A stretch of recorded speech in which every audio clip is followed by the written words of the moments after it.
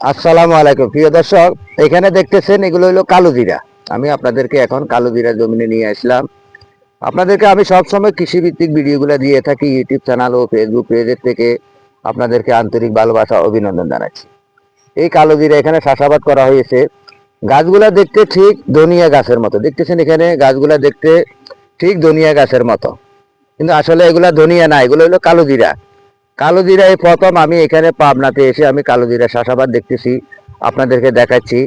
আপনারা অবশ্যই যেখান থেকে আমার ভিডিওগুলো দেখতেছেন, যে ডিস্ট্রিক্ট থেকে দেখতেছেন, অবশ্যই আপনারা ফলো করবেন, কিংবা যারা ইউটিউব চ্যানেলে দেখতেছেন তারা অবশ্যই সাবস্ক্রাইব না করে থাকলে সাবস্ক্রাইব করে থাকবেন কৃষিভিত্তিক ভিডিও দেখার জন্য। আমি চেষ্টা করব আপনাদেরকে সবসময় কৃষিভিত্তিক ভিডিও দেওয়ার জন্য।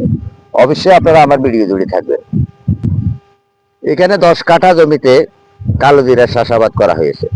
এই 10 কাঠায় যদি ভালোভাবে ফসল হয় তাহলে কিন্তু 3 থেকে 4 মণ কালো জিরা হবে। আপনারা জানেন 1 মণ কালো জিরা 15,000 16,000 টাকা বিক্রি হয়, কিংবা 14,000 টাকা, আমি নিম্নে 14,000 টাকা ধরলাম। কখনো দাম বাড়ে কখনো দাম কমে, এই হিসাবে কিন্তু বিক্রি হয়। তাহলে 10 কাঠাতে যদি আপনার 3 থেকে 4 মণ, আমি 3 মণ ধরলাম, 3 15 45,000 টাকা। কিন্তু এখানে খরচটা কম, খরচটা আপনার 15,000 টাকা ধরেন খরচ হয়ে গেল, তাহলে আপনার 30,000 টাকা অনায়াসে থাকবে। এখানে কালো জিরা বেশি সময় লাগে না, অল্প সময়ে কিন্তু কালো জিরা হয়ে যায়। দেখতেছেন যথেষ্ট পরিমাণ এগুলা এই এগুলা বাছাই করা হয়েছে, আগাছাগুলা ফেলে দেওয়া হয়েছে, শুধু কালো জিরা ঘাসগুলা এখানে রয়েছে। এই যে দেখতেছেন পুরাটা জমিন ধরে কালো জিরা কিংবা বিভিন্ন রকমের ফসলাদি। এখন আমি বর্তমানে দাঁড়িয়ে আছি আপনার পাবনা সাতমোহর চরপাড়া, এবং কি পাবনা জেলা নাটোর জেলার মাঝামাঝি চলন বিলের উত্তর পূর্ব অংশে দাঁড়িয়ে আমি আপনাদেরকে ভিডিওগুলা দিয়ে যাচ্ছি। আপনারা সবসময় আমার ভিডিও দেখেন, আমার কাছে অনেক ভালো লাগে। তাই আপনারা যারা ইউটিউব চ্যানেলে আছেন, যারা সাবস্ক্রাইব করেন নাই, অবশ্যই আমার ভিডিওটা সাবস্ক্রাইব করবেন।